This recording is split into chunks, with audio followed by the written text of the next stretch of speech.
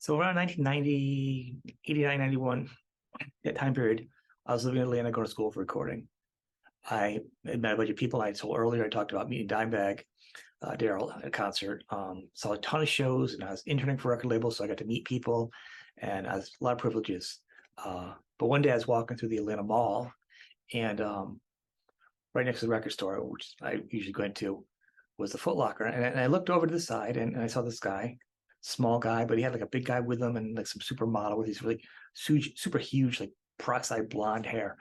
And I looked closer and I had the window. It was Eric Clapton.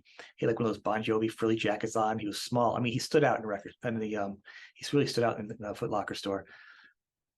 What it is, I never seen a sign. So I ran to the record store, spent my last $10 on a cassette, went in, introduced myself politely. He let me, I came up to him. He was nice about that. I shook his hand, but and I said, "Would you sign this for me, please?" And he said no. It was probably because if he said one thing, he's got to sign a lot. There really wasn't no one else knew him there. But he was kind and stuff. And I do think it was during the time his son had passed away. So I don't know if it was like a drug haze also for him because he just didn't seem really alert, So I was also training for record label. We did Steve Vai was on the label, and he had just released Passion Warfare. He was coming to town, doing a press thing, going to like record stores and signing, I think, the album. So after he did his little press thing, he was come back to the office. The people there said, me and the interns, other interns could come back and meet him. It was awesome. So we came back afterwards, and he came. They brought him in, and they had like pizza and beer and set up some seats and stuff. He went in, got the food and stuff. I probably said hi to those people in the suits and the fancy, important record people. But what he did was he came over to us, the two interns that were sitting on the floor with his dinner, slices of pizza.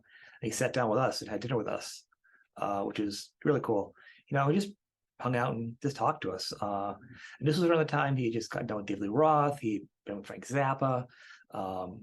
Passion Warfare was huge. Then he went on to Whitesnake and then just a billion other things.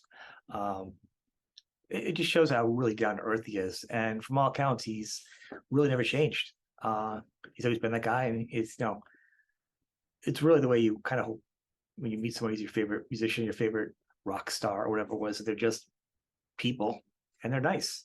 So that was really, really cool meeting him.